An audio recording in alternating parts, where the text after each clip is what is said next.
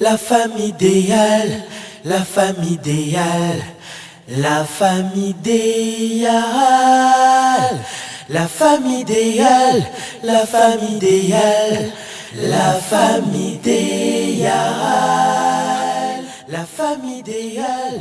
إن الحمد لله نحمده ونستعينه ونستهديه ونؤمن به ونتوكل عليه ونعوذ بالله من شرور أنفسنا ومن سيئات أعمالنا إنه من يهده الله فلا مضل له ومن يضلل فلا هادي له وأشهد أن لا إله إلا الله وحده لا شريك له وأشهد أن محمدا عبده ورسوله يا أيها الذين آمنوا اتقوا الله حق تقاته ولا تموتن إلا وأنتم مسلمون يا أيها الناس اتقوا ربكم الذي خلقكم من نفس واحدة وخلق منها زوجها وبث منهما رجالا كثيرا ونساء واتقوا الله الذي تساءلون به والأرحام إن الله كان عليكم رقيبا يا أيها الذين آمنوا اتقوا الله وقولوا قولا سديدا يصلح لكم أعمالكم ويغفر لكم ذنوبكم ومن يطع الله ورسوله فقد فاز فوزا عظيما ثم أما بعد فإن أصدق الحديث كتاب الله عز وجل وخير الهدي هدي محمد صلى الله عليه وسلم وشر الأمور محدثاتها وكل محدثة بدعة وكل بدعة ضلالة وكل ضلالة في النار أجارنا الله وإياكم من عذاب النار ومن غضب الجبار. Nous commencerons avant toute chose par louer Allah. Nous lui rendons grâce et nous demandons pardon pour les maux que nous cessons de commettre jour et nuit. Nous cherchons protection auprès de lui et nous nous réfugions auprès de lui. Et certes, celui que Allah a guidé sur le droit chemin ne sera jamais égaré et celui qui s'en trouve être égaré ne retrouvera jamais le droit chemin. Je témoigne et j'atteste par la même occasion qu'il n'existe aucune autre divinité qui mérite d'être adorée sauf Allah, le Seigneur, créateur des cieux. Et je témoigne également que le prophète Muhammad sallallahu alayhi wa sallam est effectivement son messager qui a été envoyé comme miséricorde pour toute l'humanité. Que la paix et le salut d'Allah soient sur lui, sur sa famille et sur ses compagnons et tous ceux qui l'ont suivi sur le droit chemin jusqu'au jour de rétribution. Le sujet d'aujourd'hui, comme vous pouvez le deviner, nous allons parler autour de la dignité de la femme en islam. Ma hiya al-mar'a fil islam? Ma waznuha? Ma lawnuha? N'est-ce pas? Et nous allons parler de la femme en islam. Sa place dans l'islam. Ma makanatuha? Quelle est la place que l'islam a accordée à la femme? Nous commencerons évidemment par une petite étude comparée. Comme disent les Arabes, bididdiha tu'raful ashiya. C'est à partir de cette comparaison, de cette opposition que nous pourrons connaître effectivement la véritable signification des choses ou la balance pour jauger chaque chose et la mettre à sa place. Nous allons, comme je l'ai dit tout à l'heure, commencer par une petite étude comparée, voir la situation de la femme bien avant l'islam. Bien avant l'avènement de l'islam, comme vous le savez, les Arabes n'étaient pas du tout des illettrés, n'est-ce pas? Si nous disons qu'ils ont vécu dans l'obscurantisme, l'obscurantisme dont il est question ici, c'est sur le plan religieux, et non sur le plan scientifique ou sur le plan littéraire, parce que sur le plan littéraire, les Arabes avaient dépassé ou avaient poussé très loin, avaient atteint, si vous voulez, un niveau très très élevé sur la poésie et d'autres disciplines sur le plan littéraire. Et nous allons examiner la situation de la femme bien avant l'avènement de l'islam, voir quelle était sa place dans d'autres religions. Nous commencerons par la religion hindouiste ou l'hindouisme, n'est-ce pas? Chez eux, la femme était considérée comme un objet, c'est-à-dire lorsque son mari arrivait à décéder avant lui, qu'est-ce qu'on faisait de la femme? On la brûlait vive à côté de son mari, n'est-ce pas? Donc voilà le traitement qui était réservé à la femme. Et je crois comprendre que ces pratiques pourraient encore exister jusqu'au jour d'aujourd'hui dans la partie, dans l'Orient, n'est-ce pas? À moins d'une différence de ma mémoire, mais nous aurions appris que ces pratiques existeraient encore. Je parle bien au conditionnel. Et voilà les sorts qui étaient réservés à la femme bien avant l'avènement de l'islam dans la religion hindouiste ou l'hindouisme, n'est-ce pas? Les hindous traitaient la femme de cette sorte-là. Et chez les chrétiens, nous voyons, chez les prêtres plus précisément, on considérait la femme comme étant celle qui a conduit Adam à commettre le péché. Là encore, nous allons répliquer quelle est la réponse que le Coran donne à cette opinion ou la lecture que l'islam fait de cette opinion-là. Donc la femme était considérée comme un objet et on doutait même qu'elle avait une âme, n'est-ce pas? Ainsi, comme vous le savez, il y a eu beaucoup de conciles, beaucoup de réunions qui ont regroupé le plus grand prêtre de cette époque-là pour discuter sur l'humanité même de la femme. Avait-elle une âme, excusez-moi, comme tous les autres humains? Et on a fini par se mettre d'accord qu'elle avait effectivement une âme, n'est-ce pas? Comme les autres créatures. Et on a poussé encore très loin. On est allé jusqu'à dire que si nous souffrons aujourd'hui, c'est à partir de ce péché originel qu'elle aurait tenté Adam. C'est elle qui aurait donné le fruit à Adam et ils sont tous tombés dans le péché. Voilà, c'est la conséquence que nous vivons aujourd'hui. Chez les Juifs, la femme était considérée comme source du mal, n'est-ce pas? On disait même qu'elle était créée qu'elle était le fruit du Satan, n'est-ce pas? Et nous disons La ilaha illallah, Muhammad Rasulullah, n'est-ce pas? Chez les Européens, la femme n'avait aucune valeur, elle n'avait pas droit à l'héritage. Donc, si un homme mourait, il pouvait bien léguer ses biens à une communauté de chiens ou de chats, pourvu qu'elle ne soit pas léguée à la femme. C'est à partir de ce moment-là, ou bien pendant cette époque-là, que l'islam avait déjà accordé un statut, n'est-ce pas, exceptionnel à la femme, statut, nous le disons tout haut, statut que vous ne trouverez dans aucune autre religion.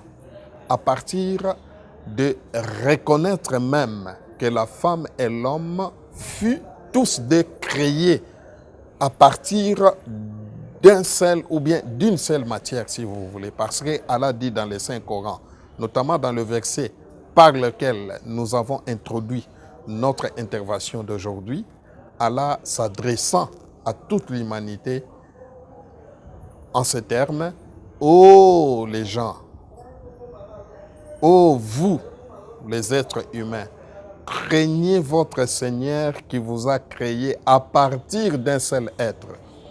Et à partir de celui-ci, il a créé Ève, n'est-ce pas? Donc, à partir de ce verset-là, nous comprenons clairement que l'homme et la femme furent créés, disais-je, à partir d'une seule matière. Ya ayyuhan nas, ittaqu rabbakum alladhi khalaqakum min nafsin wahida. À partir d'un seul être, n'est-ce pas? Wa khalaqa minha zawjaha. À partir de cet être-là, il a créé quoi? Sa femme ou sa compagne, n'est-ce pas? Et craignez votre Seigneur qui va vous interpeller le jour du jugement dernier à propos de liens du sang. Parce que l'islam préconise, n'est-ce pas, de bonnes relations ou l'entretien. Nous devons bien entretenir ces liens de sang. Aucune chose au monde ne pourra diviser ou ne pourra séparer, n'est-ce pas, ce lien sanguin comme prêchent d'autres confessions religieuses qui prêchent karma, qui fait se dissocier. Il faut se dissocier de votre frère ou de votre sœur, disons par le simple fait qu'ils ne partagent pas votre religion. Tel n'est pas le cas en islam. Donc Allah nous a interpellés déjà à partir de ces versets pour nous dire que nous fûmes tous créés à partir d'un seul être. Donc à partir de la création déjà, nous voyons qu'il y a égalité entre l'homme et la femme, n'est-ce pas? N'est-ce pas? Nous ne sommes pas encore arrivés sur le point de décortiquer les droits accordés à la femme, mais de manière très succincte ou de manière précoce, nous pouvons déjà comprendre que dès le départ, la femme fut créée à partir d'une seule matière ou à partir d'un seul être, c'est-à-dire Adam. Alors, telle était la place bien avant l'avènement de l'islam. Et nous venons de découvrir tous ensemble que l'islam reconnaît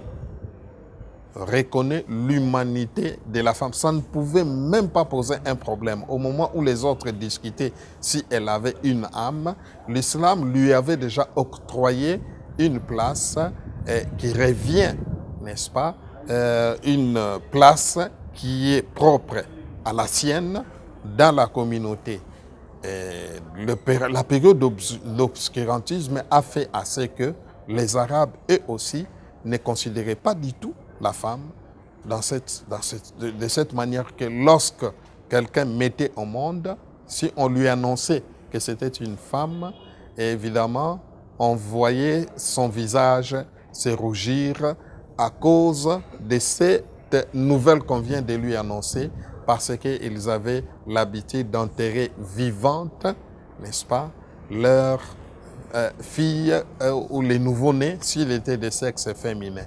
Voilà, n'est-ce pas, la manière dont on considérait la femme, que ce soit dans l'obscurantisme chez les Arabes, pendant la période de l'obscurantisme, ou ou dans des autres confessions religieuses, comme nous venons de les voir chez les Indiens, chez les Hindous, chez les Européens, chez les chrétiens, chez les Juifs et dans bien d'autres religions. Alors, lorsque l'islam, disais-je, est arrivé, le prophète Mohammed sallallahu alayhi wa sallam, dès le départ, lorsqu'il a reçu la révélation, n'est-ce pas, dès le premier moment, il s'est rendu où? Il est allé voir sa femme, n'est-ce pas, pour voir la place que la femme occupe, n'est-ce pas, non seulement sur le toit conjugal, mais dans la communauté tout entière. Il est allé s'adresser directement à sa femme, comme pour montrer que la femme était bien considérée, avait une considération tout à fait autre que les autres êtres humains, parce que le prophète aurait pu consulter un homme comme lui, aurait pu aller à sa famille, la famille paternelle ou la famille maternelle, mais nous voyons que le prophète Mohammed sallallahu alayhi wa sallam s'est adressé en premier lieu à sa propre femme, à sa propre épouse, au nom de Khadija bint Khuwaylid. Et en consultant sa femme, et donc nous pouvons bien comprendre que c'était là déjà le rôle que devait jouer la femme dans la communauté, celle des conseillères, d'être la toute première conseillère de son mari, n'est-ce pas? Et je disais tout à l'heure que nous ne sommes pas encore arrivés là, à décortiquer les droits accordés, les statuts accordés à la femme, mais nous ne sommes qu'à la phase introductive ou de manière introductive, parce qu'à partir de cette comparaison-là, nous allons mieux comprendre la chose comparée. Comme on dit, la comparaison n'est pas raison, mais elle nous aide à éclairer. Elle aide plutôt à éclairer la chose comparée. Alors, l'islam est venu nous dire, premièrement, de culpabiliser la femme de cet opprobre jeté sur elle, comme quoi c'est elle qui aurait entraîné Adam à manger les fruits. L'islam dit à son chapitre qu'on appelle Surat al-Taha, n'est-ce pas, Fa'akala, n'est-ce pas, وَلَقَدْ أَهِدْنَا إِلَىٰ Adam. Nous avons pris des engagements, n'est-ce pas, avec Adam. وَلَمْ نَجِدْ لَهُ عَزْمًا. Et Allah dit, nous n'avons pas trouvé, n'est-ce pas, de bonnes répliques auprès d'Adam, c'est-à-dire il n'a pas pu respecter ses engagements, n'est-ce pas? L'engagement qui consistait à ne pas s'approcher de l'arbre, n'est-ce pas? Et en parlant, n'est-ce pas, de cet arbre-là, lorsque le péché était commis, l'islam ne rejette pas toute la responsabilité sur la femme comme le font d'autres religions, n'est-ce pas? La femme se trouve aujourd'hui au banc des accusés. Mais nous vous disons d'emblée que ce n'est pas ça la position de l'islam. L'islam, en parlant de ces péchés-là, incombe ou jette la responsabilité sur les deux à la fois. Fa'akala minha, n'est-ce pas? Wa bada'a wa tafika yakhsifani alayhima min waraqil janna, n'est-ce pas? Et lorsqu'ils ont... L'islam utilise toujours les styles de duel, c'est-à-dire les deux ont tous péché. Et s'il y avait quelqu'un à blâmer, c'est plutôt Adam, parce que c'est lui qui avait évidemment la responsabilité sur sa femme, n'est-ce pas? Donc il était le premier à blâmer. Mais l'islam n'a jamais dit, et il n'est pas écrit dans le Coran, que c'est Ève qui était la première à manger de ces fruits-là, qui leur avait été interdit. L'islam n'a jamais jeté le péché originel sur la femme, mais c'était plutôt la responsabilité de deux à la fois. Ils ont tous participé à ces péchés-là. Donc, mes chers amis, nous voyons déjà, quand nous nous approchons petit à petit au développement de notre sujet, que dès le départ, nous comprenons que la femme occupait une place tout à fait exceptionnelle dans l'islam. L'islam est venu d'abord la déculpabiliser de ses péchés originels qui lui a été imputé dans d'autres confessions religieuses, puisque, comme nous venons de voir, à la lumière des textes coraniques, qu'il n'est jamais question que la responsabilité était jetée sur la femme seule qui serait l'auteur de ces péchés que les autres qualifient de péchés originels.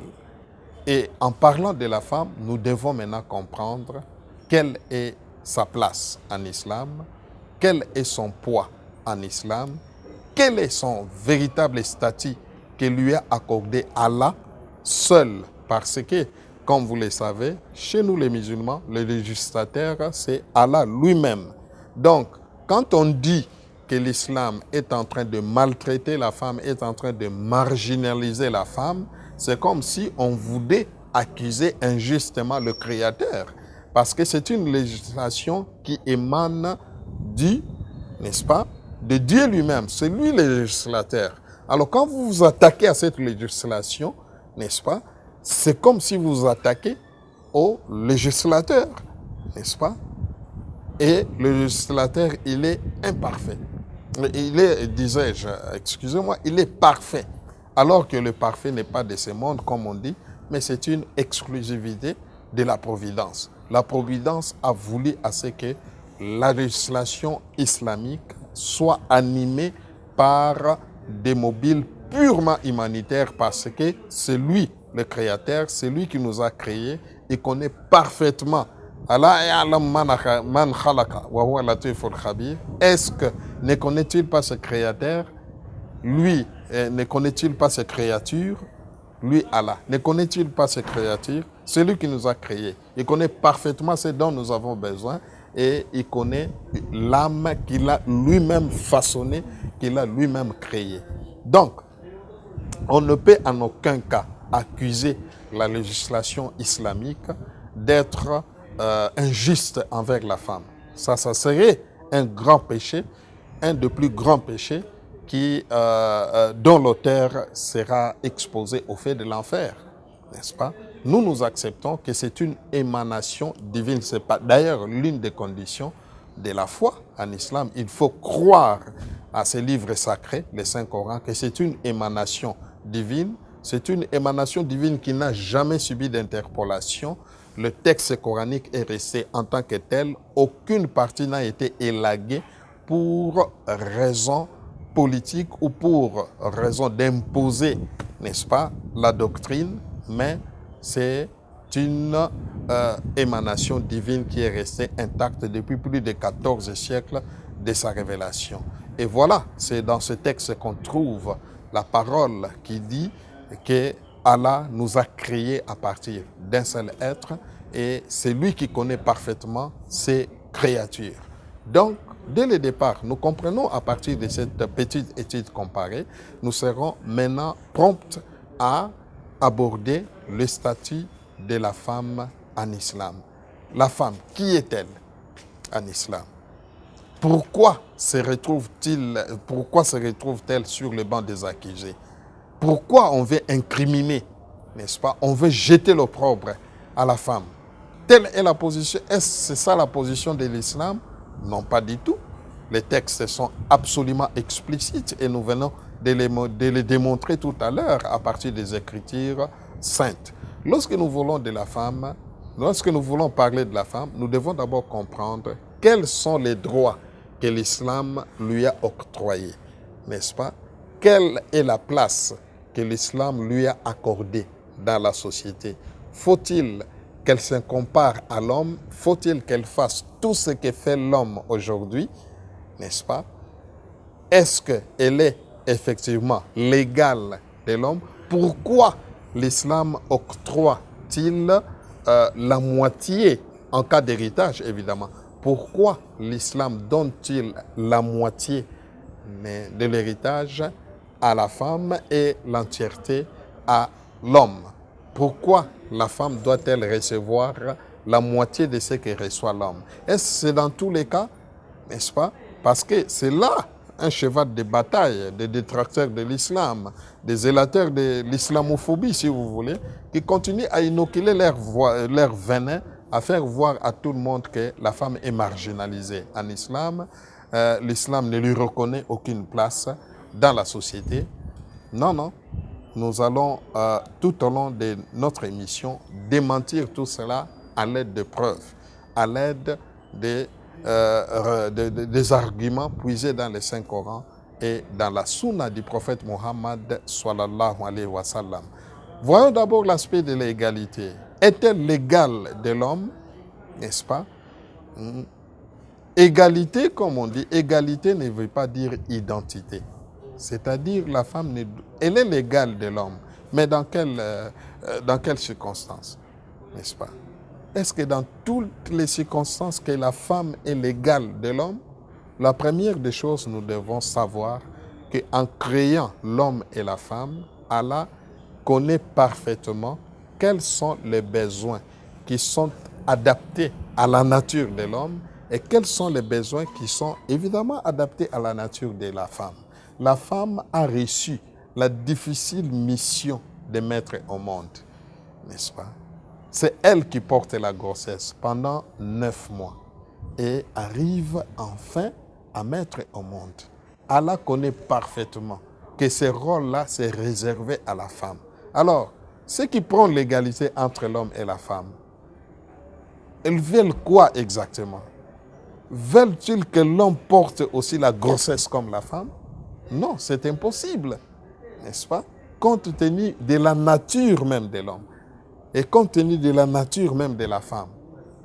Donc, il est tout à fait inconcevable de réclamer que l'homme, ce serait alors utopique, si vous voulez, que la femme, que l'homme fasse ce que la femme fait conformément à sa nature. C'est elle qui allaite le bébé, c'est elle qui gouverne les tout premiers pas du bébé, c'est elle qui impose son affection, qui déverse toute son affection sur la femme et sur l'enfant, n'est-ce pas? L'homme n'a jamais été demandé, on lui a jamais demandé ou sa nature ne lui permet pas d'assumer ses tâches, n'est-ce pas? Parce que ça ne relève pas de sa nature. L'affection maternelle dont bénéficie le bébé, c'est tout à fait important, c'est un critère très très important dans l'éducation de l'enfant.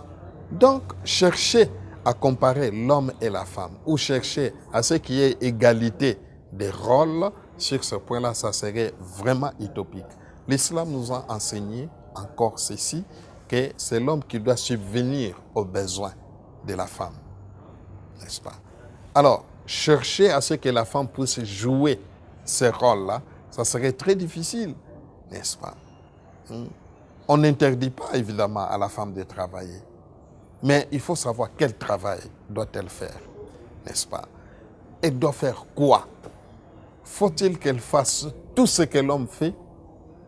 Ça serait aussi difficile à accepter. Pourquoi? Parce que certains travaux, de par leur nature, n'est-ce pas, ne concernent que l'homme en soi.